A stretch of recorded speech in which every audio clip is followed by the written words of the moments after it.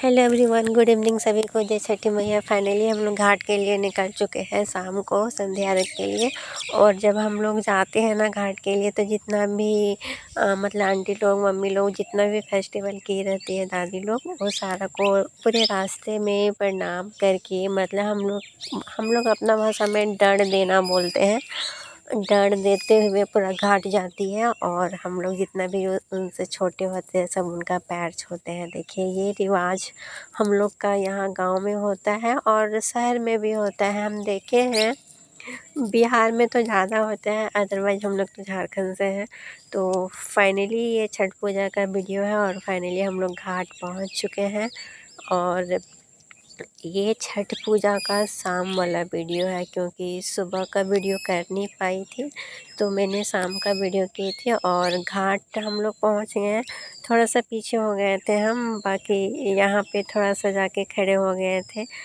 और जितना भी, क्योंकि सबको आ रहे थे ना दौरा लेके, तो कोई पीछे हो गए थे, कोई आगे हो गए थे।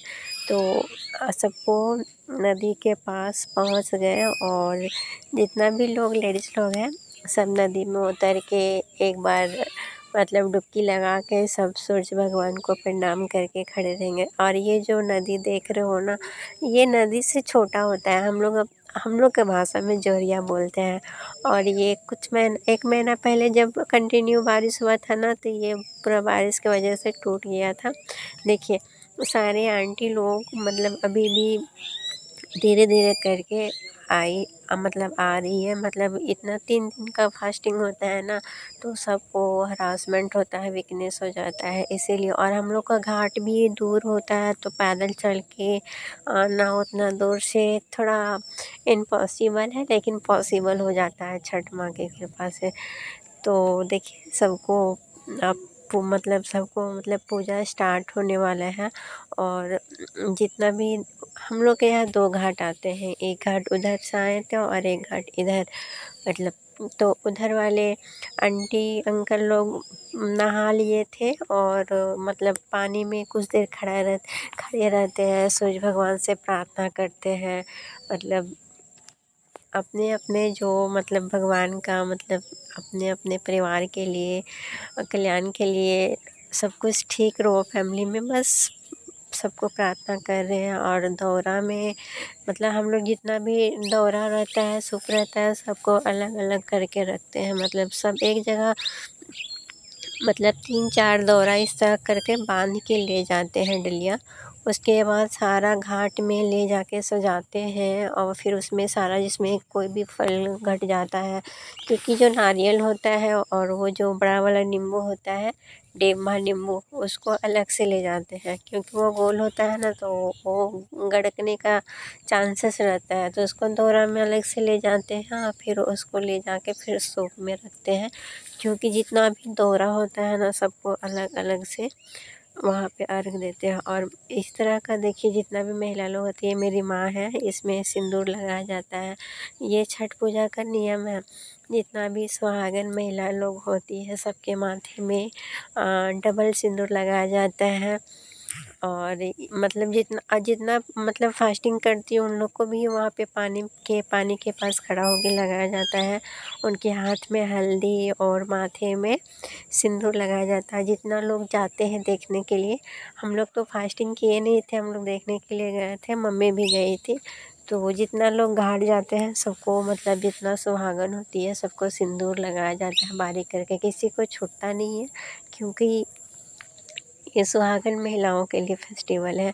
और जो मेरे दादाजी भी फास्टिंग किए थे, ये जो फेस्टिवल है मेरे पापा के मामा घर में हो रहे थे। तो मेरे पापा के मामा जी हैं और मामा जी और मामी जी किए थे, तो उन्हीं के घर गए थे।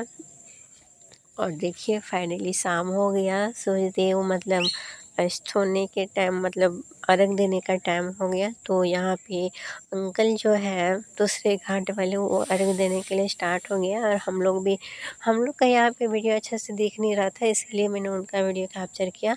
अंकल एक सूप लेके 5 बार घूमते हैं अर्घ देते हुए, क्योंकि 5 बार उनको अर्घ दिया जाता है ना, सूरज भगवान को, छठ मैया को। इसीलिए एक सूप को लेके 5 बार घूमते हैं। और अर्घ देने के टाइम हो गया था शाम को, तो सारे सूप, जितना भी सूप होता है 20-25 या 10, तो सारे सूप को अर्घ दिया जाता है। कोई भी सूप छूटना नहीं चाहिए, जितना भी उनके नाम से पूजा होता है। देखिए हम लोग भी स्टार्ट कर दिए अर्घ देने के लिए। और वो जो गन्ना होता है, एक हम लोग केतारी बोलते हैं, उसका वहाँ पे मंडप बनाया जाता है। मंडप के नीचे ही पूजा होता है और उसके साइड साइड में सारा सूप को रखा जाता है। देखिए सारे सूप को हम लोग निकाल के रखे हैं, सारे में फल है। और हम लोग उसमें कपड़ा में चढ़ाते हैं, जो तौलिया होता है या गमछा होता है उसको चढ़ाते हैं। और सारे मतलब सूप बहुत अच्छा से सजा हुआ था।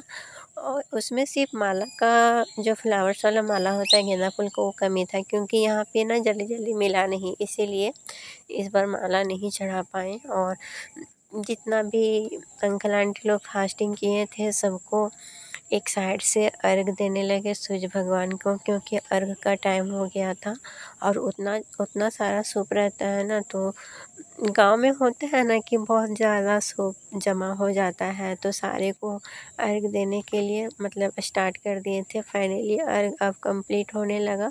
और जो बाद में बड़ा वाला डलिया रहता है उसमें भी अर्घ होने लगा। तो आप लोग कमेंट्स कीजिएगा कि किसके किसके यहाँ छठ पूजा हुआ।